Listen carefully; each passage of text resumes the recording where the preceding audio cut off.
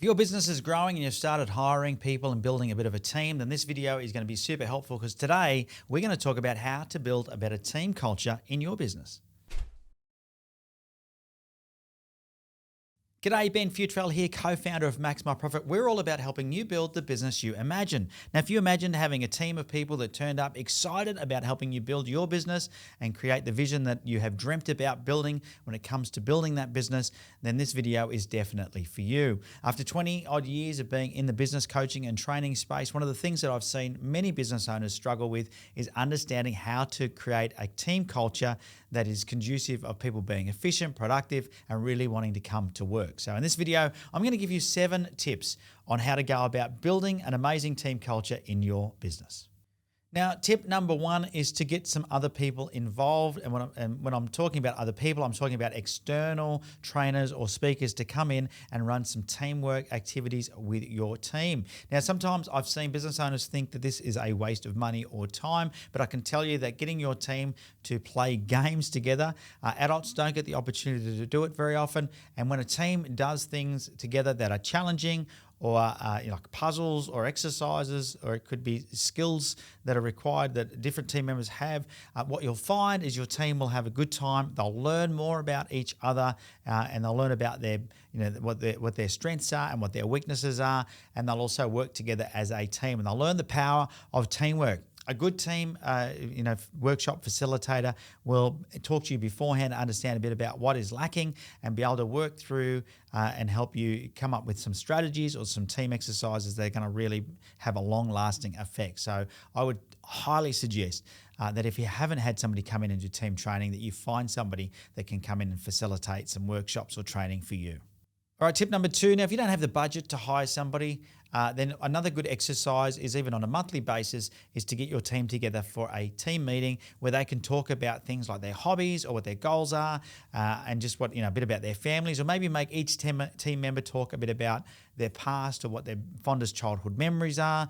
What happens once team members get to know a little bit more about each other, then they can grow commonality, and commonality is what brings people together. So if you think about your team, how often do they get to actually spend time together outside of the work environment? It is probably little or none. So I would encourage you to do things like maybe team dinners. It could be team picnics. It could even be just a breakout on a Friday afternoon where you sit in a room together and you have a chat. And it sounds a little bit like it could be a waste of time, but what we find is that once team members really get to know each other, a bit more about each other, they'll strike up more commonality and they'll work together in a more conducive way and a more productive way. So spend some time working out how to break out of the norm, get out of that, that work routine, and get your team communicating on a different level. All right, tip number 3 is to create a team bucket list of events or goals that you want to achieve. And a really important thing is then the team will work together. You've probably heard of the acronym TEAM. Stands for Together Everyone Achieves More. So if everybody is running in a different direction, it is unlikely that they're all heading for the same goalpost. So what I like to do is I like to get everybody on the same page, and whether it's team rewards or it's team activities or it's team goals, whatever it might be, get all your team into the same room and get them to set this bucket list together. What are the things that are on our bucket list as a team that we want to do, whether it's what we want to achieve, whether it's what we want to do as an activity, it might be social events, whatever you think, not even what do you think, what's what they think they want, they can start to really nut that out and brainstorm that and get that down as a list. So team bucket list as a group of what it is we want to achieve or do is a really effective way to build your team culture. All right, my 4th tip is always met with some controversy and hesitation from business owners, and that is to create an environment in your business where your team can hang out and chat. Now, we've all heard about people hanging out at the water cooler and chatting there rather than getting their work done. Now, of course, you need to have good KPIs and you need to have a good team that are making sure they're getting their work done. But on that note, understand that people are not machines and they do need to take breaks. Have a little breakout area where they can go and chat to each other without disturbing those that are really focused. and it could be a room with bean bags in it. We've heard of people like Google, for example, having rooms with pool tables and PlayStations, etc. You work out what's going to work really well for you and your business, but have a breakout area or something that they can do where they can hang out and chat and just chew the fat. I find that once again, team members that are able to learn more about each other, it will increase the team culture and they'll get a bit more excited about coming to work each day.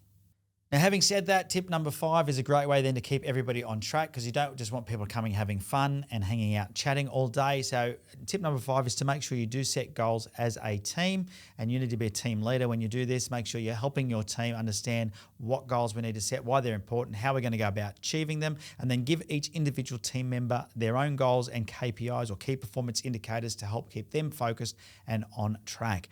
Once your team has goals that they're all aware of, then they can all run in the same direction. Imagine a footy team that didn't know which end to run to score a goal. There'd be a lot of confusion, and they wouldn't know whether the person with the ball was running in the correct direction. And I find the same thing is true in businesses. Very rarely do I find, as I walk around, I can go into a business and I can ask every team member, do you know what the goals of this business are? And then typically they'll all give me different answers.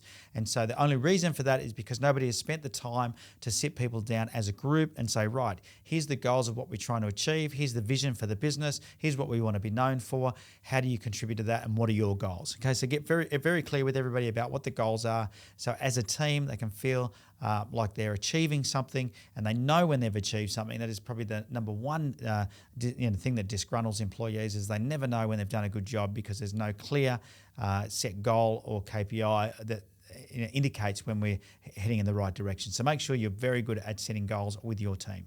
Now, this leads me on to number 6, which is huge, is make sure that once you've set the goals and your team are cracking it out of the park and they definitely are achieving their goals, is that you recognize and reward people. So always stop to thank people. And the reward doesn't have to be a monetary reward or a costly reward. It can just be a pat on the back. It can be public recognition at a team meeting, but make sure that you take the time out.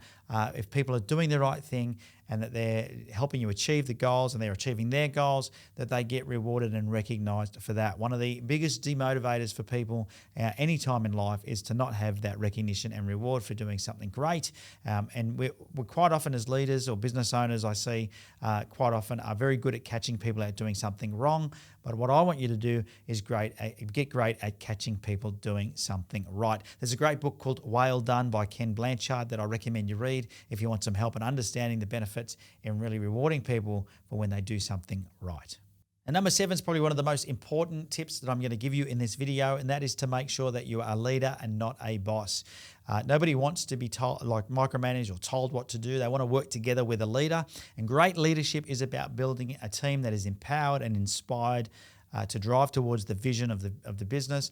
So your job is to be a great leader. Now, there is no such thing as a born leader. People have to learn how to become amazing leaders. And I suggest what you do is you spend a fair bit of time working on yourself rather than working on your job, and that will enable you to become a stronger, better, more respected leader in your business. Plenty of books out that you can read, plenty of courses, and if you are not sure where to start, then make sure you find somebody that can help you from a mentoring or coaching perspective. On that note, head across to maxmyprofit.com.au if you want some help to build the business you imagined. So if you need some help with understanding how to be a better leader or how to grow your team and build your team's culture, then that's what we are all about helping you do. Head to maxmyprofit.com.au for more information and to learn about how we can help you build the business you imagined.